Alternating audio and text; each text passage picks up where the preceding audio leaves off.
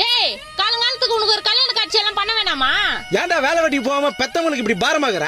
நான் எங்க பாரமாக்குறேன், வீட்டுல ஒரு ஓரமா தானே இருக்கிறேன். டேய் நீ ரொம்ப பேசுறா. ஆமாங்க. என்ன நீங்க குழந்தையா இருக்கும்போது என்ன கொஞ்சீங்க, வளர்ந்து பிறகு இப்ப கொலைக்கிறீங்க. எதுக்கு தான் இந்த உலகத்துல என்ன பெத்தீங்களோ? எதுக்கு பெத்தீங்க முதல்ல? என்ன எதுக்கு பெத்தீங்களா? பிறந்து 3 வயசுல பால்வாடிக்கு போக கஷ்டமா இருந்தது, உண்டு கொடுப்பாங்க. பால்வாடி முடிஞ்சதும் ஸ்கூலுக்கு போக கஷ்டமா இருந்தது, ஸ்கூல்ல நல்லா படிச்சாதான் காலேஜ் போக முடியும். அப்புறம் காலேஜ் போக கஷ்டமா இருந்தது, காலேஜ் முடிச்சா நல்ல வேலை கிடைக்கும். இப்ப வேலைக்கு போறதுக்கு கஷ்டமா இருக்குது. அதுக்கப்புறம் நான் சொல்லுவேன், வேலைக்கு போனாதான் கை நிறைய சம்பாதிக்க முடியும், அது கஷ்டப்படணும்.